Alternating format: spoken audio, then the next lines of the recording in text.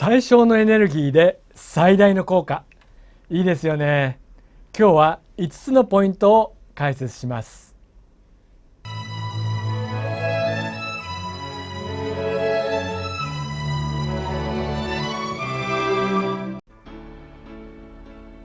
こんにちは。マハリス総合教育研究所群馬オフィスで超越瞑想を教えている森正也です。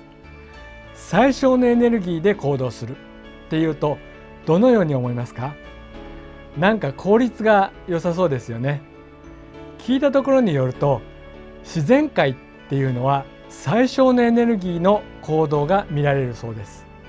例えばですね、上からボールを落とすと下に向かって最短距離を進みます。ボールを投げた時ですね、風に流されながらも無理のないコースを進みます。余分な力が入らないでゴールに向けて最短距離を最速で行くっていうイメージはありませんか？あなたは何かを行う時にはできるだけ無駄なエネルギーを使わずに達成したいと思いますか？買い物で言えば少ないお金で良いものを買うっていうのもいいですよね。それではそんな最小のエネルギーで行動するポイントについて見ていきましょう。今日もこの超越瞑想の本の中からお話をしています。ソフトカバー版では206ページですね。で、電子書籍では第3部生きる技術、第5章行動の技術の括弧に最小のエネルギー消費で行動する技術のところです。この辺ですね。それでは続けます。まず最初のポイントは想念が強力であることです。ちょっといきなりで話が見えなくなった人もいるかもしれません。解説しましょう。簡単に言えばゴールに向かって進むときに向かい風が吹いてくるとしましょう。一生懸命歩いてか走ってか行くときに向かい風が来るとなかなか前に進めないと思うんですね。そんな時にはもしあなたが力強く進むことができればゴールにたどり着けます。最小のエネルギーの話っていうことなんですけれども、これってちょっと最大にエネルギーを使えそうな話みたいですね。よく考えてみると、風に向かって進む時に力がないと左右に触れてですね、無駄に多くの努力を必要としてしまいます。場合によっては風が強すぎてたどり着けないんですね。で、力強さがあると右に行ったり左に行ったりなんか流されてしまうということがなく、ゴールに向かってまっすぐに進んでいくことができます。で、こういう行動の基盤っていうのは想念なんですね。思いです。思いの強さっていうのが行動に出るんですけども、これについては過去の動画で紹介しています。それなので行動するにはその背後にある想念っていうのがまずは強力であることがとても大事です。想念が弱いと望む結果を実現するのに多くの努力が必要になってしまうんですね。それなので強い想念に支えられた行動っていうのは目的の達成が簡単になります。やるぞって思って進むことで無駄がなくなるっていうことなんですね。受験勉強の途中でついついゲームをやってしまったり漫画を見てしまったり、そういうふうに横道にそれてしまうっていうのは、思いの強さっていうのも関係しています。そしてこの強い想念の力っていうものを得るには超越瞑想をすることが大切になってきます。さて、それでは2番目のポイントです。それは環境です。環境が好意的であることも必要です。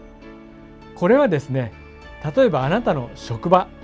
あるいはあなたが所属する組織で何かをやりたいと思ったとします。その時にあなたに対して好意的でない人ばかりに囲まれているということをちょっと想像してみていただけますか？なんだかみんなに抵抗されて前に進まなそうですよね。しかしもしあなたの周囲の人がみんなあなたに好意的であれば何をやってもスムーズですよね。お昼にお弁当を作ってきてくれるかもしれませんし、もしかしたらお小遣いをくれるかもしれません。っていうことはないですかね。まあそれはともかく、環境っていうのは人間関係だけでなく、資材とか自然環境とか多くのものを含みます。あなたの行動に対して周囲の環境がそれを必要と感じて、あなたから何か有益なものを受け取りたいと望んでいる場合、それはスムーズです。日本語で言えば調和的に進みます。いい感じですよね。これは与える原則っていうものも含まれます。あなたが周囲に何かを与え続けていれば、周囲はあなたと調和的になります。単純に例えば周囲というか、いろんな人にですね、お金を配れば良さそうに思うかもしれないんですけれども、自分のためにお金を配るという気持ちでもしみんなにお金を渡してもですね、そういうのは見抜かれますので、相手は自分のためにしてくれたとは多分思わないと思います。そういう時っていうのは相手はあんまり気持ちよく思わないですね。お金とか物ではなく、相手を気遣うこと、それが人間関係でいう与える原則というものの基礎だと思います。相手の今いる状況っていうものを気遣ったり、温かい言葉をかけたりすることです。意外にできそうでできないかもしれません。自分自身に周りを見る余裕がないと難しい場合もあるかもしれません。超越瞑想で自分自身のストレスをなくすっていうのも良いと思います。そんなわけで、周囲の環境との調和っていうのは行動を成し遂げるためには大切なことですね。さて次は3つ目のポイントです。それは無害なことです。簡単に言えば、もしあなたが武器を持っていれば、私がちょっと武器を持ってるとしましょう。みんな怖がって協力してくれないっていうことがありますよね。あの人怖いからちょっと嫌だな。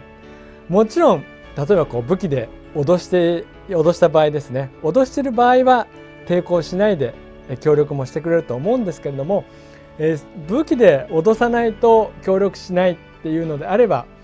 何かを達成するっていうのは不可能ですよね。そういう危険な人っていうのはいろいろなところで協力を得られませんよね。誰かを傷つけそうな人っていうのは周囲が緊張しますし、それに対してやめさせようっていう力も働きます。そういう周囲からの、やめさせようっていうことに対抗するために、かえってエネルギーを使うことになってしまって、最小のエネルギーで行動するという感じではなくなってしまいます。むしろ他の余分なエネルギーを使う行動をしなければいけなくなってしまいますね。誰にとっても喜ばしいこと、何かを他人から奪わないこと、楽しい雰囲気を醸し出すとか、周囲に緊張を生まない場合には、あなたの行動に対して周囲からの妨害はなくなります。ただ勘違いされたり、単純にあなたの行動に対して反対するっていう人もいるかもしれません。例えばすっごく美味しいケーキを作ってあげても、相手がもしダイエット中で無理に勧められても困るっていう場合は、相手はちょっと困ってしまいますよね。また、例えば甘いものが美味しくて毎日食べてるとして、それを注意してくる人がいる場合には、あなたの行動っていうのはあんまりスムーズにならないですね。自分は気に入ってやってるんだけど、邪魔が入るというかね、言われてしまう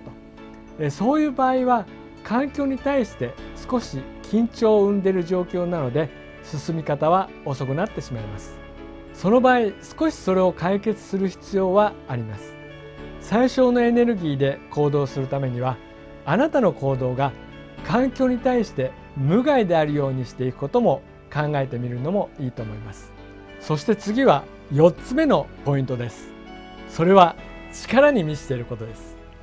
この本には力について具体的には書かれていないんですけれども、行動するために必要な力っていうと、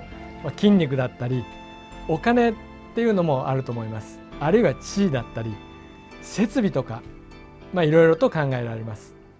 いずれにせよ最小のエネルギーで行動するための基盤としては力が必要っていうことですね。例えばすごく力が強ければ、例えばこういうのを曲げるでもちょっとやっただけで曲がってしまうとか、力が強いということで達成できるものもあると思います。それから、これも私の解釈なんですけれども、友達とか仲間、会社などの組織ではスタッフの力、団結力、知識力、そういうものがあるのも大きな達成をするためにあった方がいいことですよね。チームワークっていうのは力だと思います。また物事をスムーズに達成するためにも必要ですよね。人の体で言えば脳とか神経系、筋肉、内臓とか全体のバランス、そういう体の中でもチームワークが良ければ動きもスムーズなので、最小のエネルギーで行動していくことができると思います。それでは最後のポイント、5つ目ですね。それはエネルギーにあふれてるっていうことです。エネルギー不足ですと、なんとなく行動を起こすのがめんどくさくなったり、こんな感じですね。なんか気持ちに余裕がないなとか心配してしまったりして行動できなくなったりします。例えば疲れてる時っていうのは、山を登る時にまっすぐに登れずにちょっとジグザグにゆっくり歩いていくイメージですね。これはいいとか悪いとかではなく、最小のエネルギーで行動するっていうことを考えると、エネルギーをたくさん持っている方が余分なエネルギーを使わなくて済むという例え話です。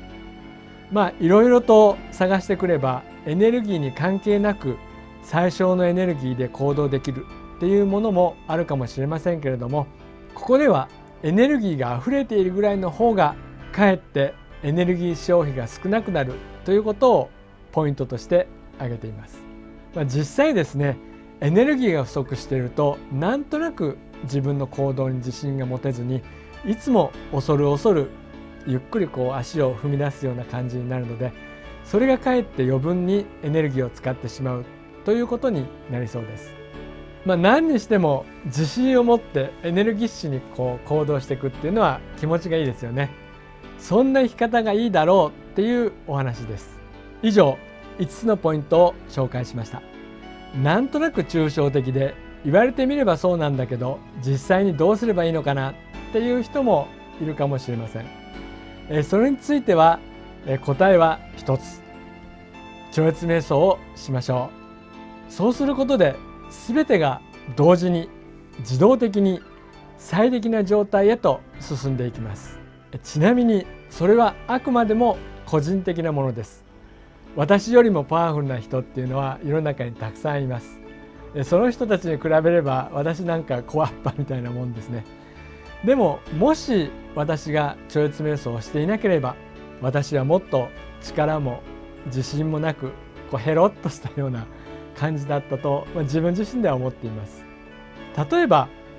元気が出る薬を飲んだとして、普段から元気な人がそういう薬を飲んでも本人も周りも効果を感じにくいと思うんですけれども、元気がなさすぎる人が飲むと別人のようになるかもしれません。その薬を飲んでいる人たちが全部同じような状態になるわけではないんですけれども、その人にとっては飲んでいる方がいいっていうことがあります。私は超越瞑想を続けていますが、もっと私よりも素晴らしい人っていうのはたくさんいます。それでもその方々がもしまだ超越瞑想をされていないのであれば、実践すればさらに素晴らしい人になると思います。そういうことで今日のお話はここまでです。